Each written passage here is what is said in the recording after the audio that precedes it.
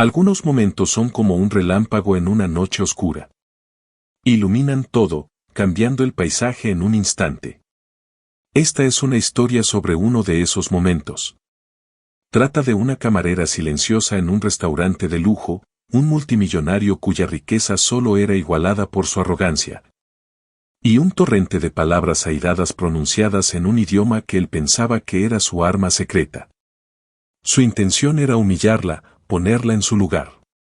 Asumió que ella era insignificante, pero estaba a punto de aprender que las historias más profundas a menudo están ocultas en las personas más calladas. Y que una sola frase perfectamente pronunciada puede ser más poderosa que todo el dinero del mundo. Label Pock era un restaurante que vendía nostalgia como plato principal. Ubicado en una calle lateral empedrada del distrito histórico de Boston, era una isla de encanto del viejo mundo en un mar de relucientes torres de cristal.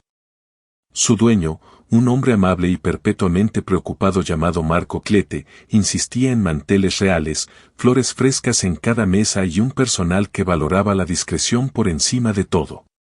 Los clientes eran la élite de la ciudad, los ricos de abolengo, los corredores de poder político y los nuevos titanes del dinero que venían a sentirse parte de algo especial.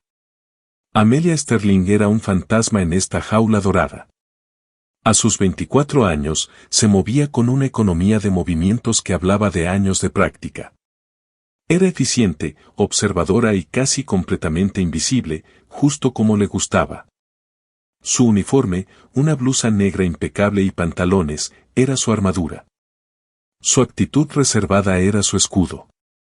La mayoría de los clientes la veían como otra parte del decorado, una pieza funcional de la elegante maquinaria que les traía sus vieiras selladas y su burdeos añejo. No veían las manchas de carbón que siempre tenía bajo las uñas, sin importar cuánto las frotara. No veían el cansancio detrás de sus ojos color avellana, un cansancio que no venía solo de trabajar turnos dobles, sino del peso de una vida vivida antes de esta. No sabían que en su pequeño apartamento, escasamente amueblado, los bocetos de edificios cubrían cada centímetro de las paredes. No eran rascacielos modernos, sino representaciones detalladas y amorosas de arcos antiguos, patios intrincados y plazas públicas majestuosas, reconstrucciones de una ciudad a miles de kilómetros de distancia. Una ciudad que ahora solo podía visitar en su memoria.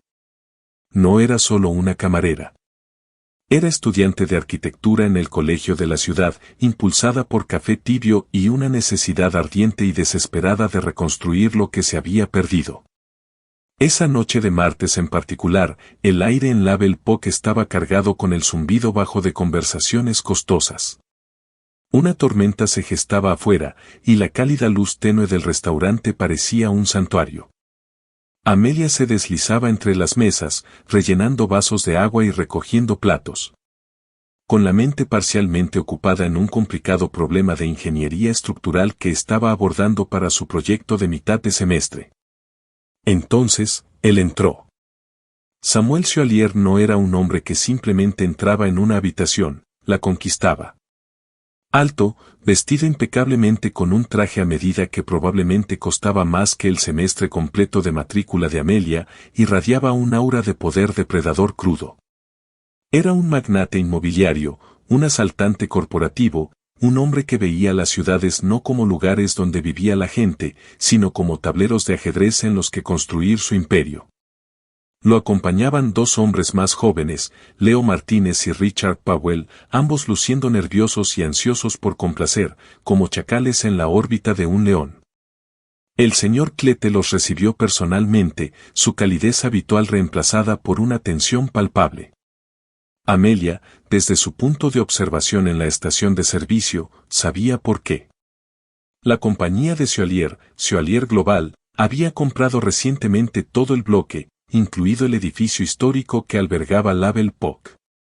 El aviso de desalojo, redactado en un frío lenguaje legal corporativo, estaba clavado en el tablero de anuncios de la cocina.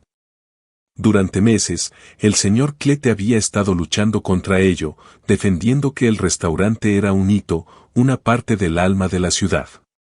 Para Chevalier, era solo una estructura obsoleta en un terreno destinado a una nueva torre de lujo de 50 pisos. Al reservado de la esquina, ordenó Chevalier, no pidió. Y traiga su mejor botella de whisky.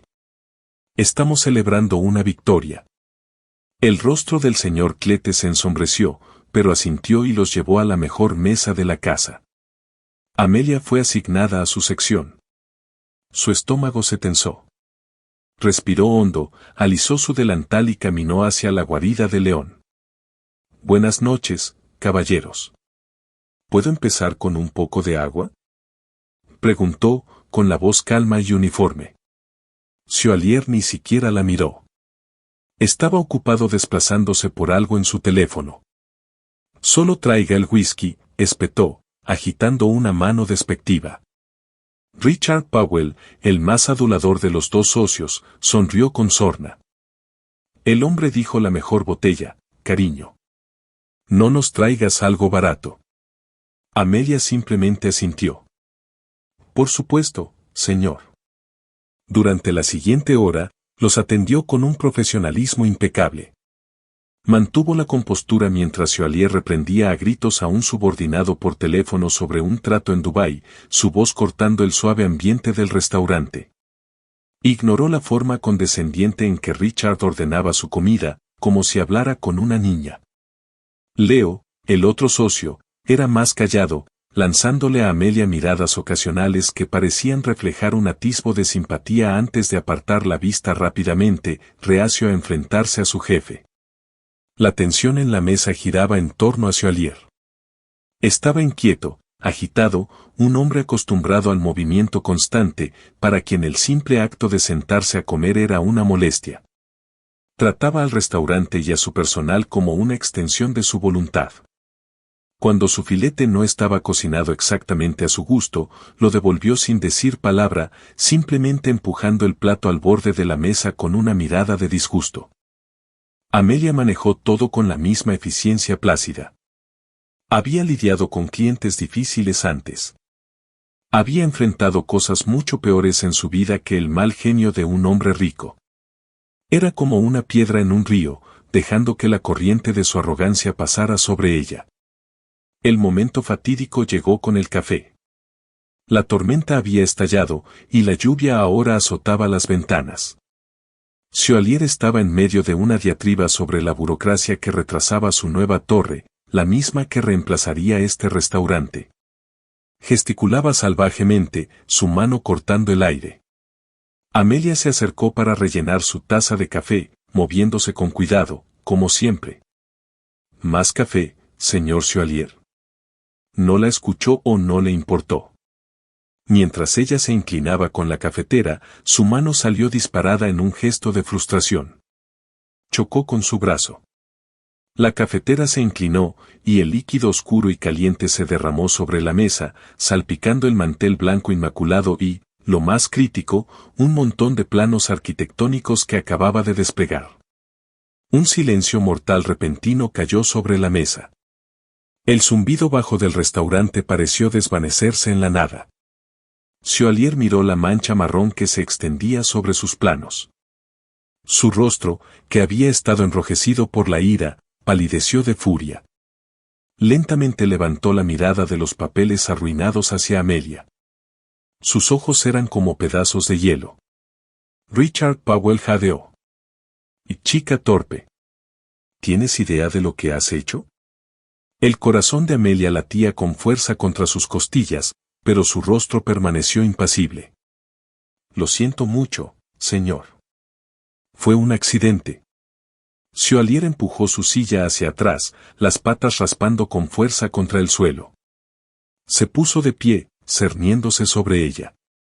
Todo el restaurante ahora miraba. No alzó la voz. Hizo algo mucho más cruel. La bajó, haciendo su veneno más personal, más íntimo. Se inclinó hacia ella, su expresión torcida en una mueca. Asumió, como la mayoría de la gente, que una camarera en un restaurante de Boston sería solo otra estadounidense. Decidió usar un idioma que había aprendido durante sus despiadados negocios en Oriente Medio, un idioma que usaba para presumir, dominar, trazar una línea entre él y las personas insignificantes. Cambió al árabe. Las palabras eran guturales, afiladas y destilaban desprecio. Perro callejero, no eres nada. Al menos los animales tienen un propósito. Pero tú, no eres más que un desperdicio de aire. La había llamado perro callejero. Le había dicho que no era nada. Que al menos los animales tienen un propósito, pero ella era solo un desperdicio de aire. Era un insulto vil, profundamente personal, diseñado para destrozar la dignidad de alguien que él creía que no podía entenderlo. Sonrió, con una mueca fría y triunfante, esperando ver confusión, tal vez miedo, en sus ojos. Se enderezó, listo para exigirle al señor Clete que la despidiera en el acto. Había asestado su golpe final aplastante. Pero Amelia no parecía confundida. No parecía asustada. Por primera vez en toda la noche, la máscara de la camarera invisible se deslizó. Su postura cambió. Se irguió más, su columna vertebral endureciéndose como si estuviera forjada de acero. Levantó la barbilla, y sus ojos avellanas se encontraron directamente con los de él. La fatiga en ellos había desaparecido, reemplazada por un fuego que parecía quemar años de sufrimiento silencioso. Pasó un instante de silencio, y entonces ella respondió. El árabe que Samuel Chevalier había hablado era funcional, del tipo que un extranjero aprende en una sala de juntas para intimidar e impresionar. Era cortado, moderno y llevaba el acento áspero de alguien que había memorizado palabras sin entender jamás su alma. El árabe que Amelia Sterling habló en respuesta era como poesía. Fluía de ella no como un idioma aprendido, sino como una lengua materna impregnada de la suave cadencia melódica del Levante. Era el dialecto de los eruditos y poetas, el árabe lírico antiguo de su Alepo natal, una ciudad conocida por su cultura mucho antes de que se convirtiera en famosa por sus ruinas. No gritó. Su voz era tranquila, pero cortó el silencio del restaurante con la precisión de un bisturí de cirujano. Amelia le respondió en un árabe lírico impecable, su tono calmado pero cortante. Los perros callejeros de los que hablas, Señor, son más leales que los hombres que olvidan que sus corazones no son meramente bombas de sangre. Las palabras quedaron suspendidas en el aire, intrincadas y devastadoras. La sonrisa de Samuel Chevalier se congeló en su rostro. Sus ojos se abrieron, la confianza helada drenándose de ellos para ser reemplazada por un shock puro y sin adulterar. Sus dos socios, Richard y Leo, miraban de un lado a otro entre él y Amelia, sus rostros máscaras de confusión. No entendían las palabras, pero comprendían el cambio sísmico de poder que acababa de ocurrir. Amelia le había dicho, con una fluidez impresionante, que los perros callejeros eran más leales que los hombres que olvidan que sus corazones no son solo músculos para bombear sangre. No había terminado. Mantuvo su mirada, sus propios ojos inquebrantables. Continuó, aún hablando en árabe. Quizá deberías pasar menos tiempo construyendo torres de cristal y más tiempo mirándote al espejo. Podrías asustarte por el vacío que te devuelve la mirada. Cada sílaba era perfecta. Cada entonación estaba cargada de un significado que iba mucho más allá de la traducción literal. Había tomado su insulto crudo y lo había revertido contra él, no con igual vulgaridad, sino con una elegancia profunda y penetrante. Había expuesto su pobreza espiritual con el mismo idioma que él había intentado usar como arma. Samuel Chevalier, por primera vez en su vida adulta, se quedó sin palabras. Era como si ella hubiera alcanzado su pecho y detenido momentáneamente su corazón. Él, un hombre que construyó su imperio con palabras, amenazas, negociaciones y órdenes, no tenía palabras. Solo podía mirar a esta camarera, esta nada, que lo había desmantelado completa y absolutamente. ¿Quién era ella? ¿De dónde venía esto? Su mente corría tratando de procesar lo imposible. La fluidez, el acento. No era algo que se aprendiera en una clase universitaria. Era vivido. Era respirado. Era el sonido de un hogar que él solo había visitado para saquear. El hechizo se rompió cuando el señor Clete corrió hacia la mesa. Señor Chevalier, Amelia, ¿qué está pasando aquí? ¿Está todo bien? La mirada de Amelia finalmente se apartó de la de Chevalier.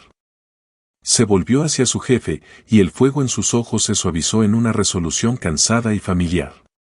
El fantasma estaba de vuelta, pero cambiado. Está todo bien, Marco, dijo en inglés, su voz firme. Hubo un derrame. Solo estaba disculpándome con el caballero. ¿Disculparse? La palabra parecía absurda. Acababa de realizar una ejecución verbal y lo estaba llamando una disculpa. Chevalier encontró su voz, pero era áspera, desconocida. Trae mi abrigo, dijo a Richard, sin quitarle los ojos de encima a Amelia. Pero Samuel, el trato, íbamos a, balbuceó Richard. Ahora. La voz de Chevalier fue un gruñido bajo. Richard y Leo se pusieron de pie torpemente, buscando sus chaquetas. Chevalier continuó mirando a Amelia. Ya no era una mirada de arrogancia o ira. Era algo completamente diferente, una mirada desconcertada, inquisitiva, como si intentara ver más allá de su uniforme y llegar al núcleo mismo de su ser. Dejó caer unos billetes de $100 sobre la mesa, mucho más que la cuenta. Pero no era una propina. Se sentía como una retirada, una rendición. Sin decir otra palabra, se dio la vuelta y salió del restaurante, con sus socios siguiéndolo como peces piloto confundidos. La pesada puerta de roble se cerró tras ellos, dejando un silencio profundo y resonante en su estela. El restaurante permaneció congelado por un momento. Todos los ojos estaban en Amelia. Ella estaba junto al mantel manchado, con una cafetera en la mano, luciendo pequeña y, sin embargo, de alguna manera más grande que cualquier otra persona en la sala. Entonces, un hombre mayor con una chaqueta de tweed sentado en una mesa cercana comenzó a aplaudir. Era lento, deliberado. Era el doctor Alistair Albrecht, un profesor retirado de estudios de Oriente Medio de Harvard y cliente habitual de Label POC durante 20 años. Había entendido cada palabra del intercambio. Su aplauso pronto fue acompañado por otros clientes, un sonido disperso y vacilante al principio, que luego creció en una cálida ola de apoyo. Amelia miró a su alrededor, desconcertada, con el color subiendo a sus mejillas. Esto era lo opuesto a la invisibilidad que anhelaba. Se sentía expuesta, vulnerable. Dio un pequeño asentimiento tembloroso a la sala, luego giró rápidamente y huyó al refugio relativo de la cocina, con su corazón latiendo a un ritmo frenético contra sus costillas. En la cocina, el personal zumbaba con preguntas. ¿Qué le dijiste, María? Preguntó otra camarera, con los ojos muy abiertos. Nunca he visto a nadie callar a un tipo así. Amelia se apoyó contra el mostrador de acero inoxidable frío, respirando profundamente. No podía explicarlo. No podía decirles que, por un momento fugaz, no era Amelia Sterling, la camarera. Era Amira Al-Jamil, la hija de Khaled Al-Jamil, el arquitecto más respetado de Alepo. Era la niña que había crecido escuchando a su padre recitar la poesía de Al-Mutanabi mientras dibujaba diseños para nuevas bibliotecas y restauraba mezquitas antiguas. El idioma que Chevalier había usado como arma era el idioma de sus nanas, de la sabiduría de su padre, de su hogar perdido. Cuando él lo había torcido en algo feo, no solo la había insultado. Había profanado un recuerdo. Y por primera vez desde que había huido de su país devastado por la guerra, la parte silenciosa y rota de ella había rugido de vuelta a la vida. Pero a medida que la adrenalina se desvanecía, un temor frío comenzó a filtrarse. No solo había respondido a un cliente grosero. Había humillado públicamente a Samuel Chevalier, un hombre que arrasaba con lo que fuera y con quien se interpusiera en su camino. Un hombre que tenía el destino del restaurante del señor Clete, su única fuente de ingresos, en la palma de su mano. Había ganado la batalla de las palabras. Pero estaba aterrorizada. Acababa de iniciar una guerra que nunca podría esperar ganar. El mundo fuera del Level-Pog se movía a la velocidad de la luz. Samuel Xoalier había asumido que su insulto privado y cruel sería una explosión contenida, una reafirmación momentánea de poder. No tuvo en cuenta los ojos y oídos omnipresentes del siglo XXI. En una mesa pequeña cerca de la ventana, un joven emprendedor tecnológico había estado cenando con su novia. No entendió el árabe, pero reconoció el drama crudo cuando lo vio. La atmósfera tensa, el rostro gruñón del multimillonario, la transformación repentina y poderosa de la camarera. Era cautivador. Discretamente, había comenzado a grabar con su teléfono justo cuando Xoalier se inclinó para pronunciar su insulto. Capturó todo el intercambio, el árabe feo, la respuesta lírica y sorprendente de Amelia, la expresión atónita de Xoalier y el aplauso final y satisfactorio del profesor. Ni siquiera había pagado su cuenta antes de subirlo. Le dio un título simple y clicable: multimillonario arrogante es humillado en árabe fluido por camarera de Boston. Etiquetó a varios medios de comunicación locales y blogs de chismes. Luego volvió a su postre. Para cuando Amelia terminaba su turno, limpiando las últimas mesas y ayudando al señor Klette a cerrar, el video ya no era una chispa. Era un incendio forestal. Se propagó por Twitter, fue compartido decenas de miles de veces en Facebook y se convirtió en la publicación principal en los foros de Public Freakout y Justice Servet de Reddit. La gente estaba fascinada. Los comentaristas que hablaban árabe proporcionaron rápidamente traducciones, y con cada traducción, la historia crecía. El insulto crudo de Xoalier quedó al descubierto para que el mundo lo viera, contrastado con la gracia poética y devastadora de la respuesta de Amelia. Se convirtió en una heroína popular de la noche a la mañana. No sabían su nombre, así que le dieron uno: la camarera de Alepo. El apodo comenzó a ser tendencia. La gente alababa su valentía, su dignidad, su inteligencia. Se maravillaban del puro y genuino estilo de su réplica. Se crearon memes. La imagen de su rostro tranquilo frente a la expresión atónita de Xoalier se convirtió en un símbolo de desafío silencioso contra el poder arrogante. Amelia no sabía nada de esto. Caminó a casa por las calles resbaladizas por la lluvia, su mente repitiendo el encuentro una y otra vez. Estaba dividida entre el orgullo y el terror.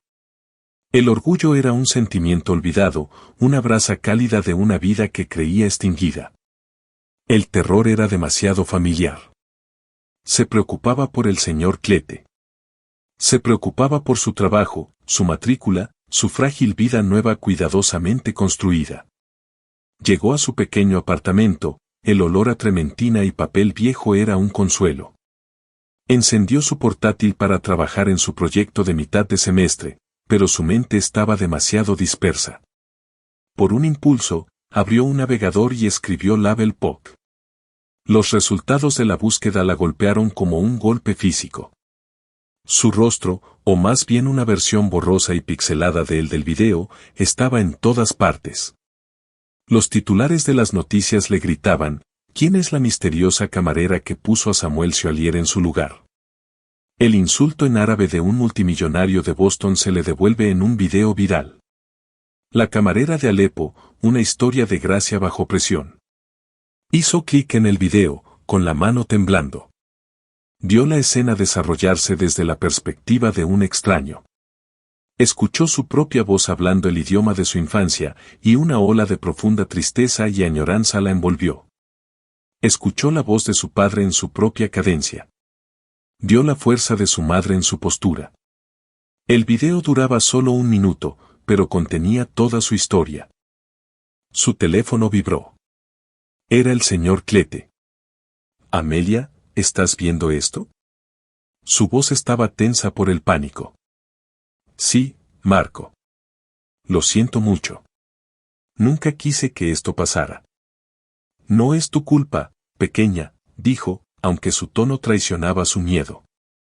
Hiciste lo que cualquiera con dignidad habría hecho. Pero Amelia, Xoalier no es un hombre que perdone. No es un hombre que olvide. Esto es malo. Recibí un correo de sus abogados hace una hora. Están terminando nuestro contrato de arrendamiento. El periodo de gracia está anulado. Tenemos 30 días para desalojar.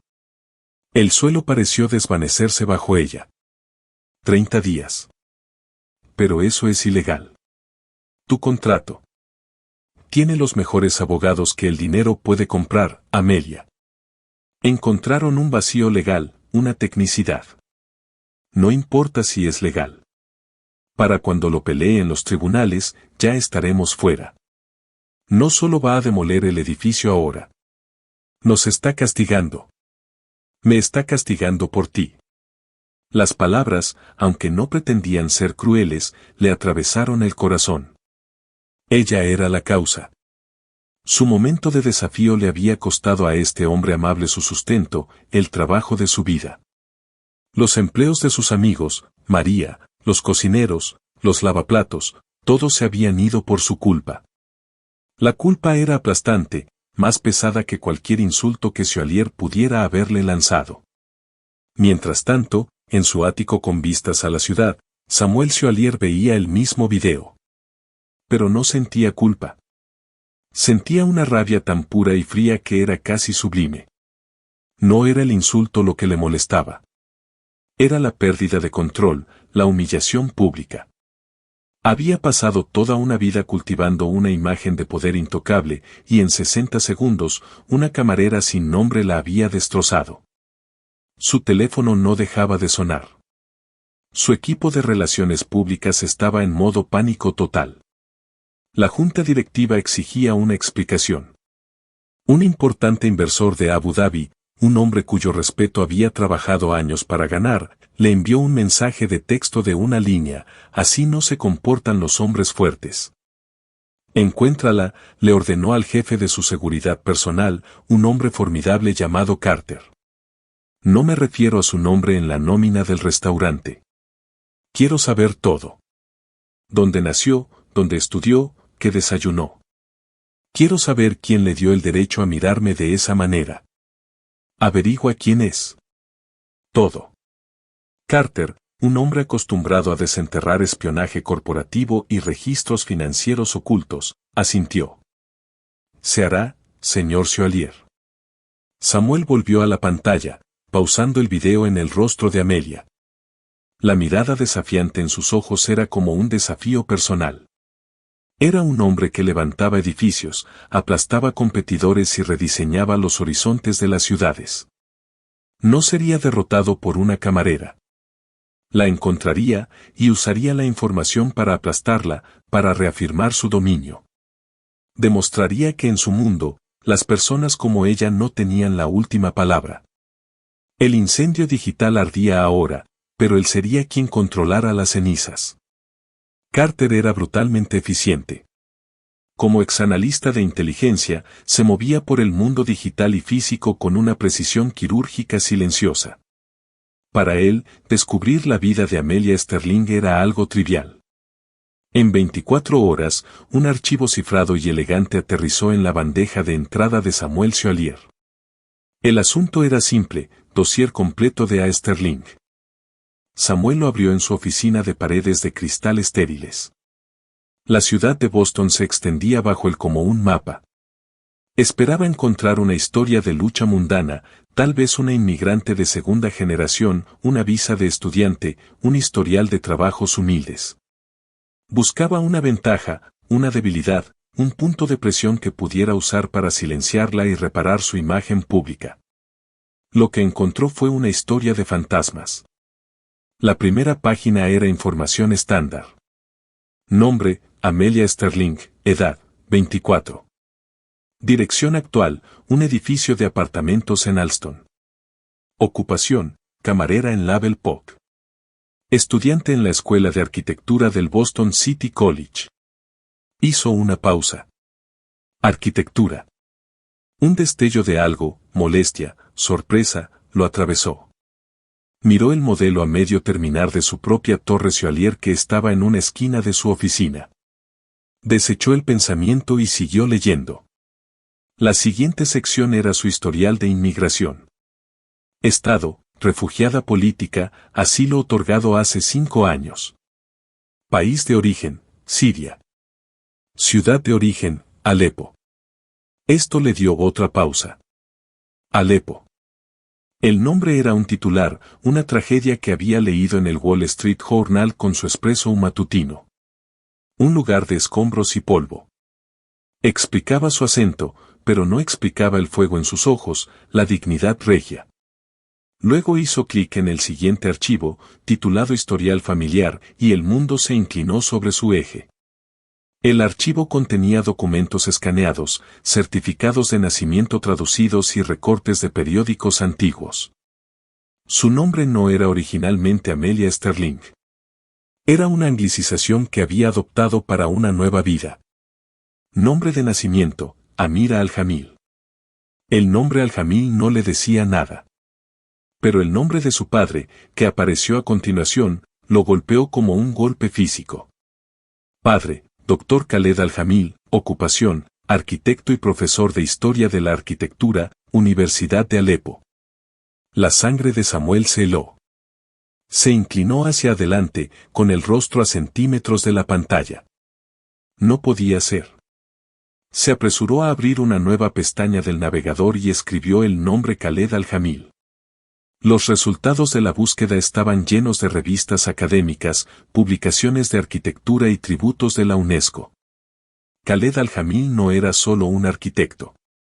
Era una leyenda, un visionario que había combinado a la perfección técnicas estructurales modernas con diseños islámicos antiguos.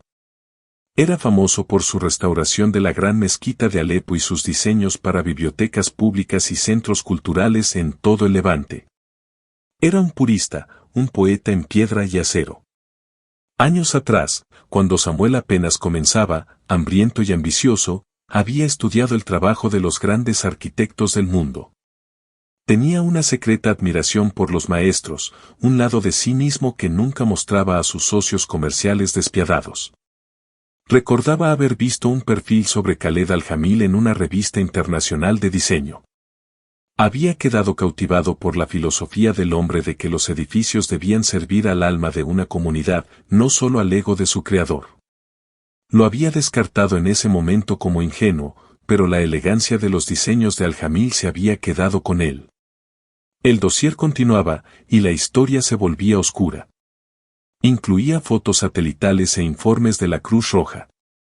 La casa de la familia Al-Jamil, un hermoso ejemplo de arquitectura alpina tradicional que Khaled había restaurado él mismo, estaba en un vecindario que había sido alcanzado por una bomba de barril. El informe enumeraba las víctimas. Khaled Al-Jamil, fallecido. Samira Al-Jamil, cónyuge, fallecida. Karim Al-Jamil, hijo, 12 años, fallecido. Una sobreviviente fue listada, Amira Al-Jamil, 19 años. Había sido rescatada de los escombros por vecinos.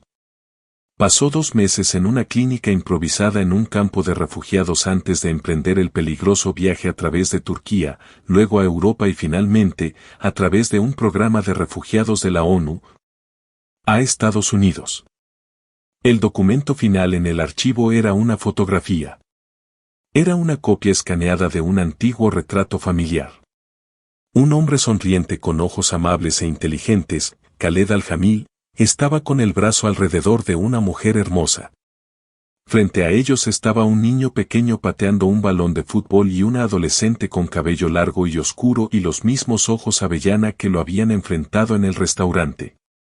Estaba sonriendo, llena de una luz y vida que él no había visto. Sostenía un cuaderno de bocetos y un lápiz. Samuel Chevalier se recostó en su silla de cuero. El silencio de su oficina lo presionaba. El aire parecía tenue, difícil de respirar. Sintió una sensación fría y hueca extenderse por su pecho. Esta no era una camarera. Era la única sobreviviente de un linaje de genios. Era la hija de un hombre que, en un rincón profesional secreto de su alma, había admirado. Él se había parado sobre esta mujer, esta huérfana que lo había perdido todo, y la había llamado perro callejero. La había burlado como un desperdicio de aire en el mismo idioma que su padre probablemente había usado para enseñarle sobre poesía y belleza. Los planos de su torre Choislier, manchados con el café que ella había derramado, seguían en su credenza. Los miró, las líneas agudas, el vidrio frío, la estructura imponente y estéril diseñada para gritar su propio nombre al cielo. Por primera vez, lo vio a través de otros ojos. Imaginó lo que Khaled Al-Jamil pensaría de ello. Imaginó lo que Amira Al-Jamil, Amelia Sterling, pensaría de ello. Podrías asustarte por el vacío que te devuelve la mirada. Sus palabras resonaban en su mente, ya no como un insulto, sino como una profecía. Estaba mirando su vida, su imperio, su torre, y veía el vacío. La absoluta y profunda falta de alma. La rabia se había ido. La necesidad de venganza se había evaporado. En su lugar había algo profundamente inquietante, algo que no había sentido en décadas. Vergüenza. Había querido encontrar una debilidad, un punto de presión para destruirla. En cambio, había encontrado una historia de fuerza inimaginable y un espejo que le mostraba la pobreza de su propio carácter. Había salido a aplastar a un fantasma, y el fantasma se había dado la vuelta y le había mostrado que él era el verdadero atormentado. Su plan de venganza estaba ahora en cenizas, pero no tenía idea de qué construir en su lugar. El video viral y la posterior humillación pública de Samuel Choislier tuvieron una consecuencia no intencionada. Llevaron la historia de Amelia a la atención del Dr. Alistair Albrecht, el profesor de Harvard que había iniciado el aplauso en el restaurante. Había quedado hechizado por el intercambio, por la pureza de su dialecto alpino. La buscó.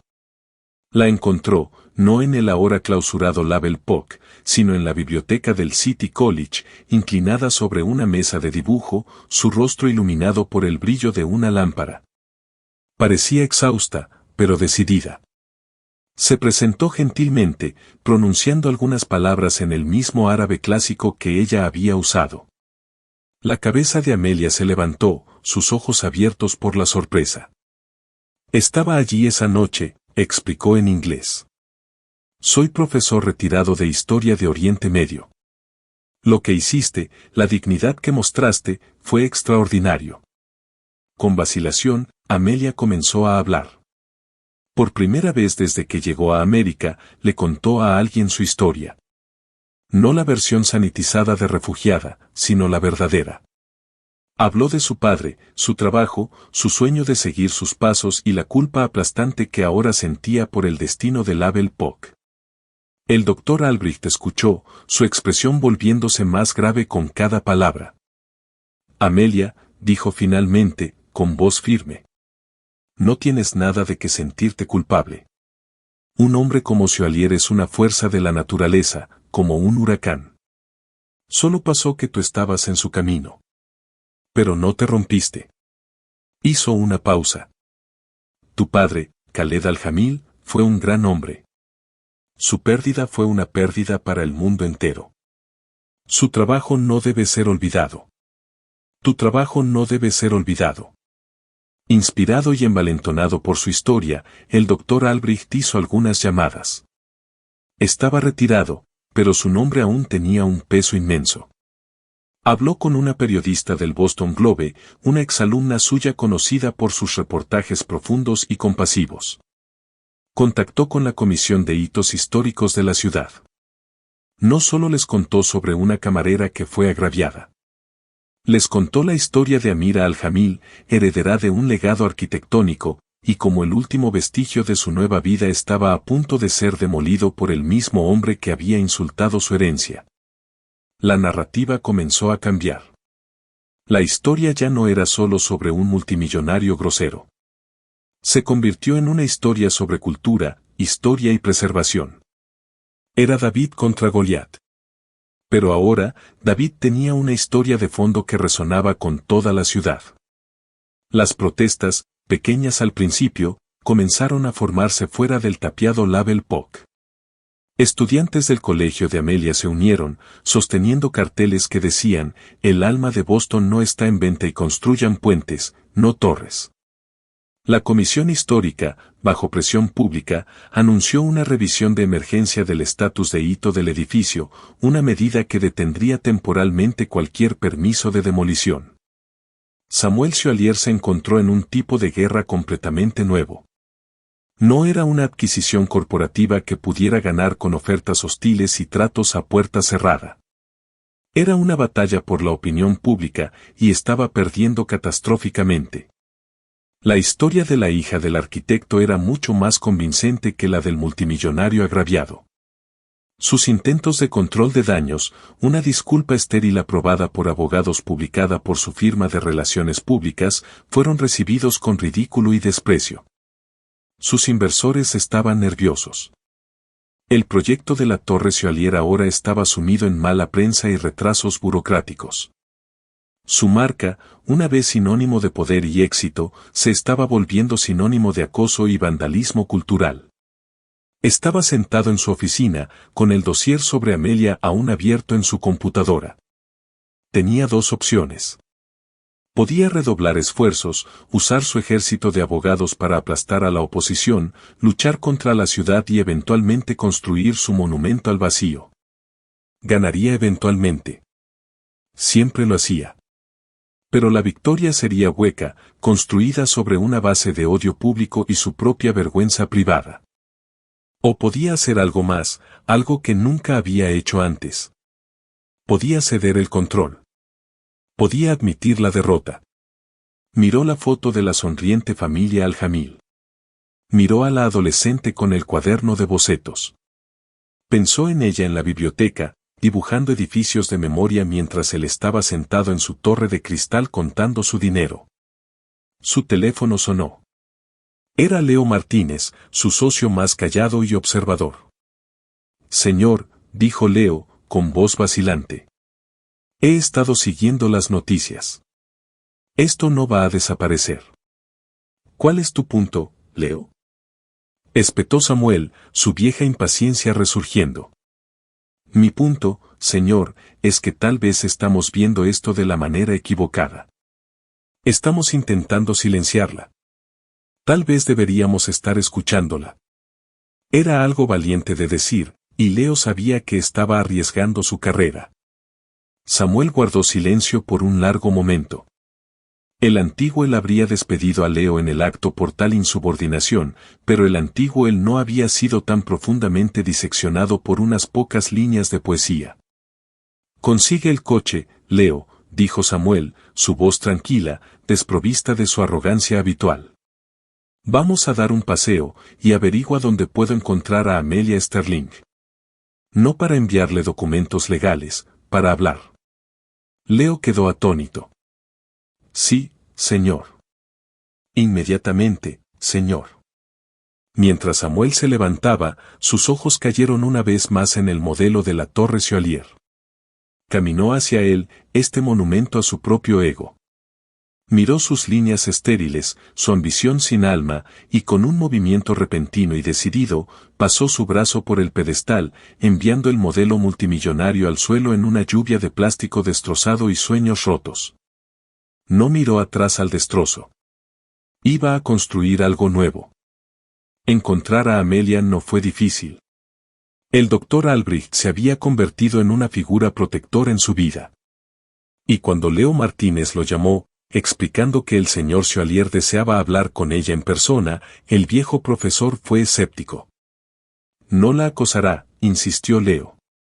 Esto no se trata de intimidación. Le doy mi palabra. Quiere reunirse en un terreno neutral. Usted elige.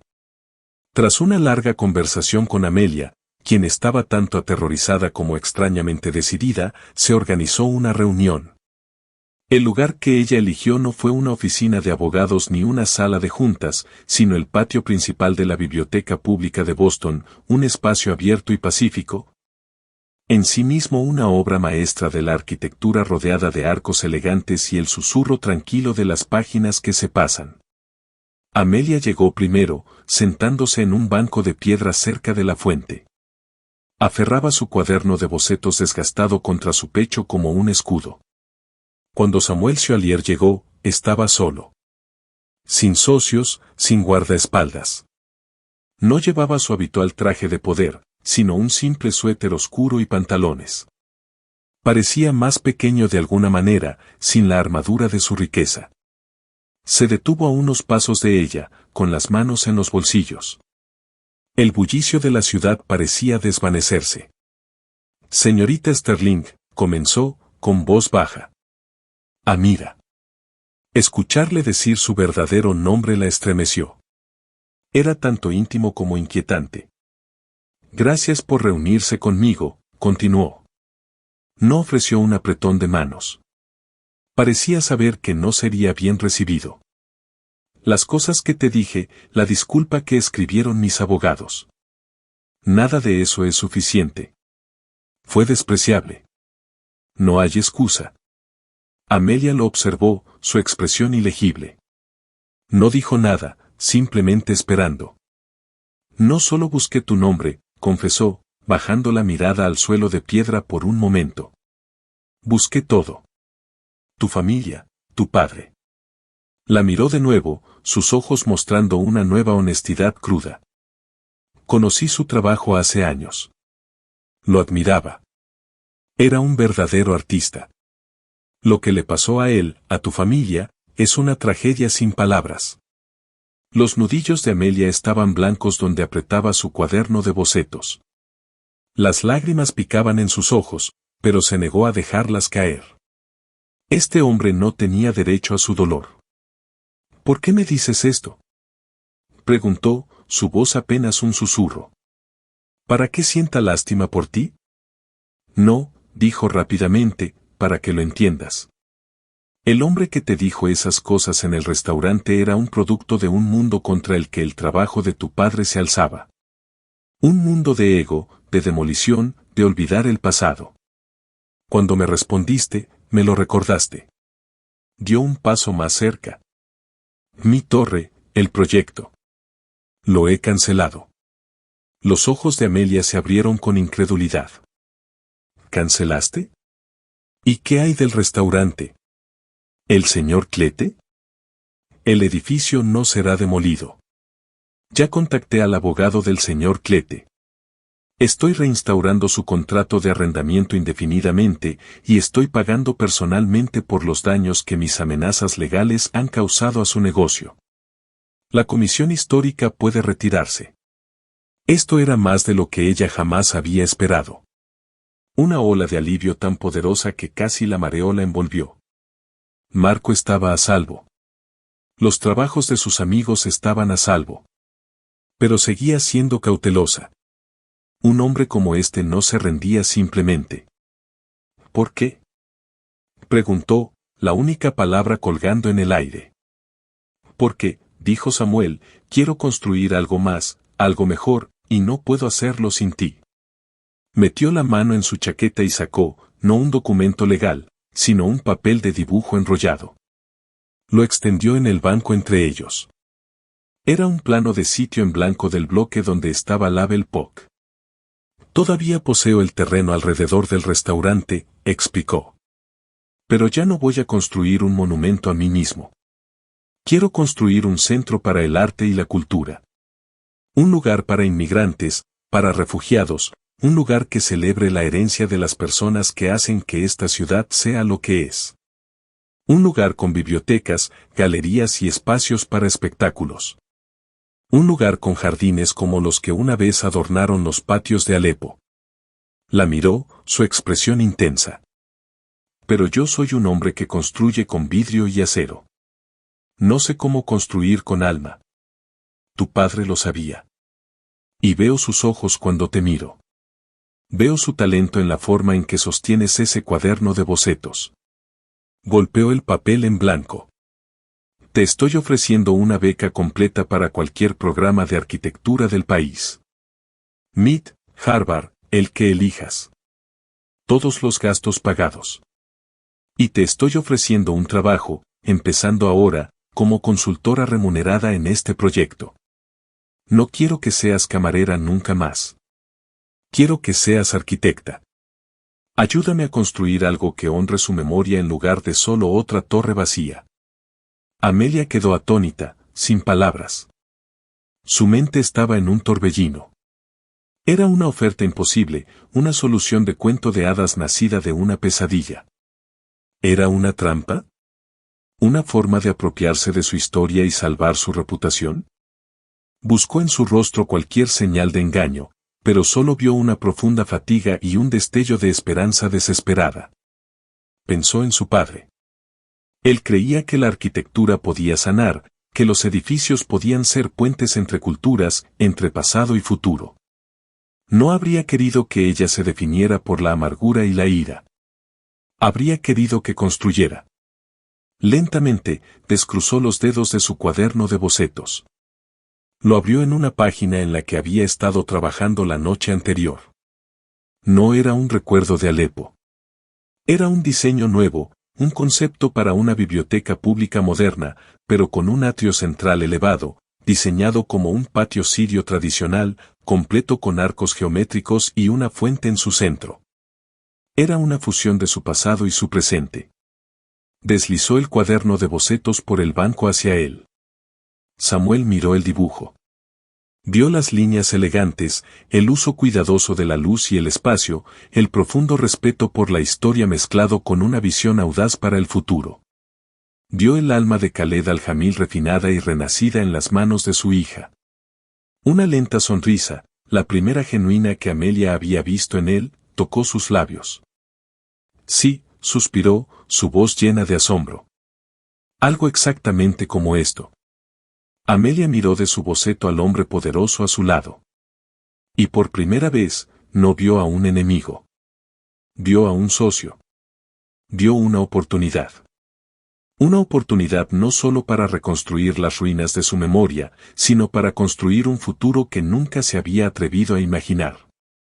Está bien, señor Chevalier, dijo, su voz clara y fuerte. Empecemos a trabajar. La noticia de la asociación entre Samuel Chevalier y Amelia Sterling envió ondas de choque a través de la ciudad, mucho mayores que el video viral inicial. Fue una historia de redención, colaboración y esperanza que eclipsó la simple narrativa del conflicto. El proyecto fue anunciado oficialmente en una conferencia de prensa celebrada, apropiadamente, en el reabierto y bullicioso Label POC, con un radiante Marco Clete mirando. Fue nombrado el Centro Al-Jamil para el Patrimonio Cultural. Los siguientes años fueron un torbellino para Amelia. Aceptó la beca para la prestigiosa Escuela de Arquitectura y Planificación del MIT, pero su educación no se limitó al aula. Trabajó codo a codo con Samuel y un equipo de arquitectos de clase mundial que él reunió. Al principio, su dinámica fue cautelosa. Samuel, humilde y transformado, aprendió a escuchar. Había pasado su vida dictando términos. Ahora aprendió a hacer preguntas. Observó, fascinado, como Amelia, ahora Amira, como pedía que la llamaran sus amigos y colegas, comandaba una sala, no con volumen, sino con una competencia tranquila e inquebrantable. Abogó por materiales, por diseños, por espacios públicos, con una pasión que venía de un lugar que él apenas comenzaba a entender. Luchó por cada arco, cada patio, cada detalle que haría del centro un lugar de bienvenida y refugio, no solo un edificio. Amira, a su vez, aprendió de él. Aprendió el lenguaje práctico de las leyes de zonificación, los presupuestos y la logística de ingeniería. Él le enseñó cómo navegar el mundo despiadado de la construcción, mientras ella le enseñó que el verdadero valor de un edificio no podía medirse en pies cuadrados o ingresos por alquileres.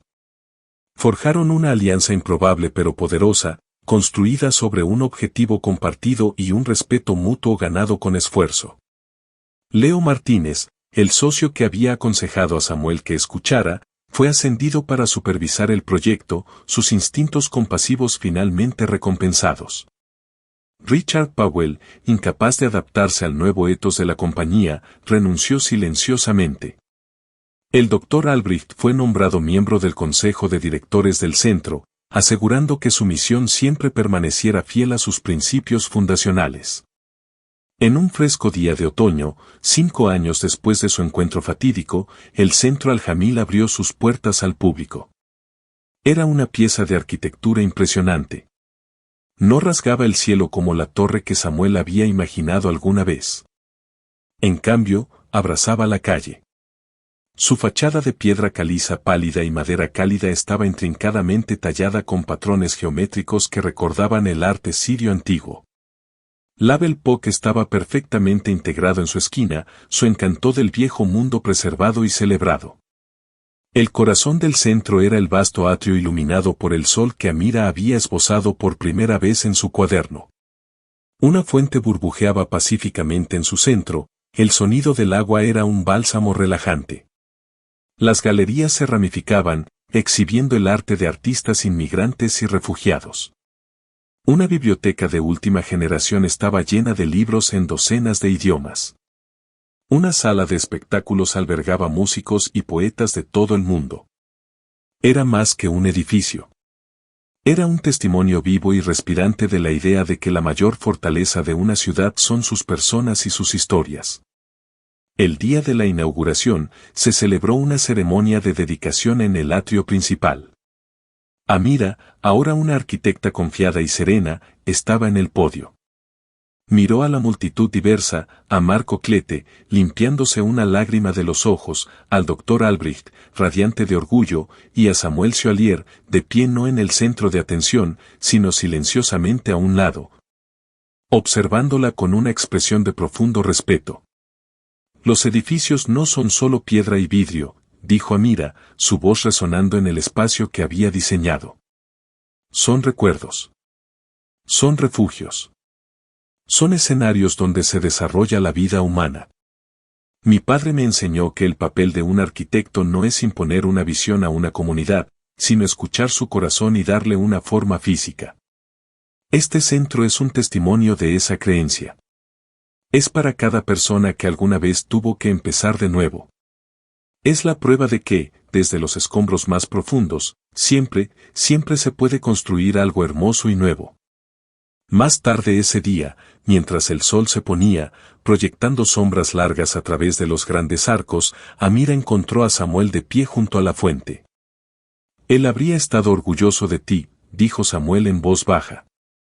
No solo por este edificio, sino por la mujer en la que te has convertido. Amira observó el agua danzar en la luz que se desvanecía. Él habría estado sorprendido por ti, respondió, con una pequeña sonrisa genuina en su rostro. Creo que le habría gustado el hombre en el que te has convertido.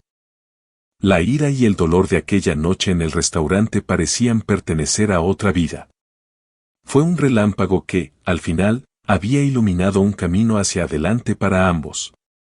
Uno había aprendido a ver más allá de la riqueza y el poder, y el otro había encontrado una manera de reclamar su voz y su herencia, no deteniéndose en el pasado, sino construyendo un futuro audaz y hermoso para todos. En el corazón de la ciudad, el centro se erguía como un recordatorio permanente. Las estructuras más poderosas no se construyen sobre cimientos de acero, sino de dignidad, respeto y una voluntad de verse verdaderamente unos a otros. La historia de Amelia Sterling y Samuel Chevalier es un poderoso recordatorio de que cada persona que encontramos lleva una historia que desconocemos. Un acto de arrogancia, un insulto descuidado, puede ser una chispa que enciende un fuego de destrucción o, si tenemos suerte, ilumina un camino hacia un cambio profundo. Esto no fue solo sobre un multimillonario siendo puesto en su lugar. Fue sobre dos personas de extremos opuestos de la Tierra encontrando un terreno común de la manera más inesperada, demostrando que la empatía es el material más fuerte con el que podemos construir un mundo mejor. Es un testimonio del hecho de que nuestras heridas más profundas a menudo pueden convertirse en la fuente de nuestra mayor fortaleza. Si esta historia te conmovió y te recordó buscar las profundidades ocultas en todos los que te rodean, por favor toma un momento para darle al botón de me gusta y compartirla con alguien que aprecie historias de resiliencia y redención. Y no olvides suscribirte a nuestro canal para más historias verdaderas que inspiran, desafían y, en última instancia, nos conectan a todos.